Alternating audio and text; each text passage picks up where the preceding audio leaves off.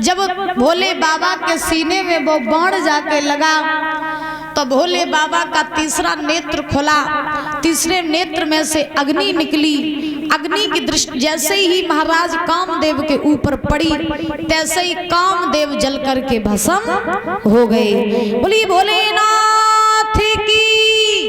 अब जैसे ही कामदेव जल के भस्म हुए, कामदेव की पत्नी थी जिनका नाम था रति। रति आज अपने पति की लाश को अपनी गोद में रख करके रोने लगी और भोले बाबा से बोली है, बाबा ये आपने कैसा अनर्थ कर दिया। अरे बिना पति के तो संसार में कोई किसी का नहीं होता है और आज आपने मेरे पति को ही भस्म कर दिया। मैं कैसे रहूंगी अपने पति के बिना। रोने लगी है रति।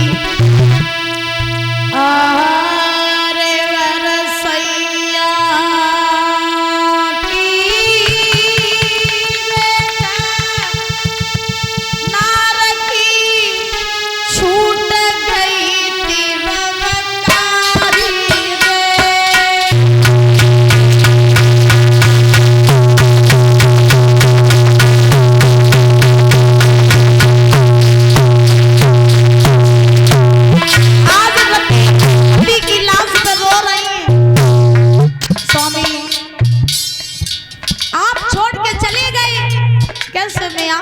रहूंगी।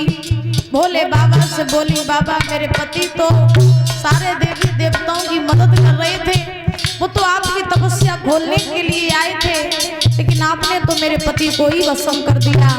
मैं कैसे रहूंगी अपने बिना पति के। याद रखो, एक नारी का सम्मान तभी तक होता है जब तक उसका पति जीवित होता है। एक नारी का श्रृंगार, नारी सजी धजी तभी तक अच्छी लगती है जब तक उसका पति उसके पास होता है। रति रो रही है, जवाब दिया।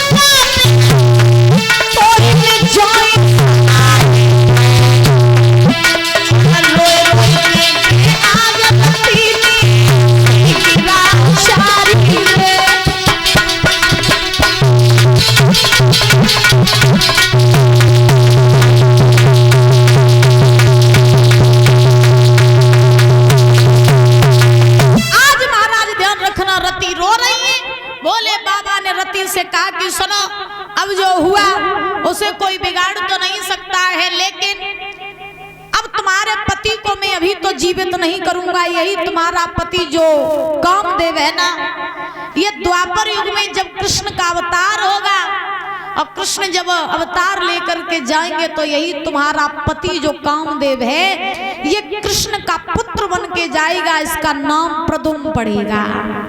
तो महाराज इतना कह करके रति अपने पति की लाश को लेकर के वहां से चली गई। और जब महाराज रति अपने पति की लाश को लेकर के गई, इधर सभी देवी देवताओं ने देखा कि भोले बाबा की समाधि खुल गई है। तो सारे देवी देवता आज कैलाश पर्वत पे आ पहुंचे। अब जैसे ही कैलाश पर्वत पे आए पहुंचे तो उसी समय महाराज अब भोले बाबा ने देखा, मन ही मन में सोचने लगे कि हम यहाँ पर समाधि लगाए बैठे रहते हैं, जो देवी देवता कहूँ हमारे पास में नहीं आए, आज कौन से सो पहाड़ टूटी हो जो घट्टे ही चले आए।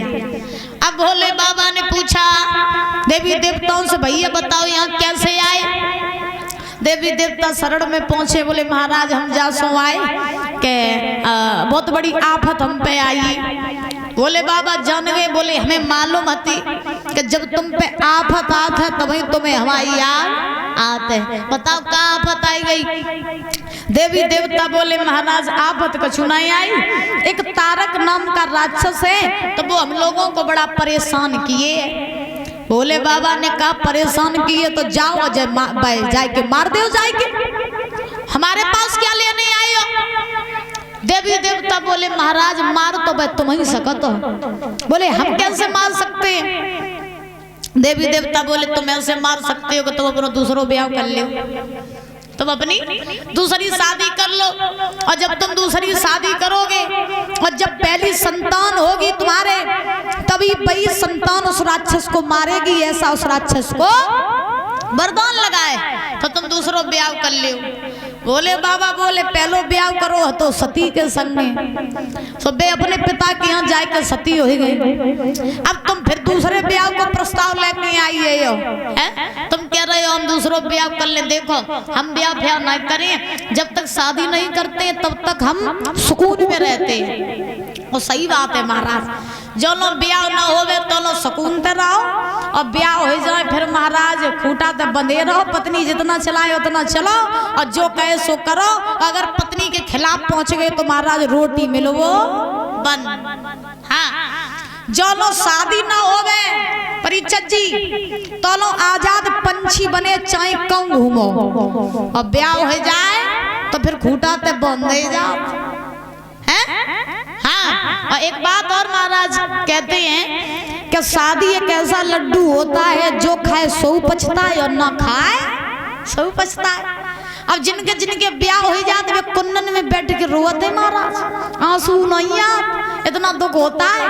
और जिनको जिनके ब्याह नहीं हो वे भगवान से काते ही रात सब दोस्तन के ब्याह हुई, प्रभु ने कहते हमाओ हो जा। तो हाँ, तो कहने का मतलब कि शादी एक ऐसा लड्डू जो खाए सो पछताए और ना खाए सो पछताए।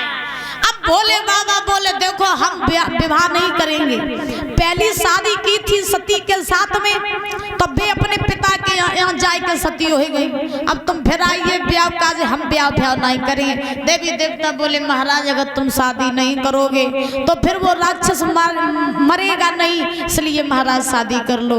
अब भोले बाबा तो भोले भाले हैं, भोले इतने हैं कि एक लोटा जल में ही मन जात, और भाले इतने हैं कि अगर गुस्सा आ जाए तो फिर महाराज काऊ की नहीं सुनत।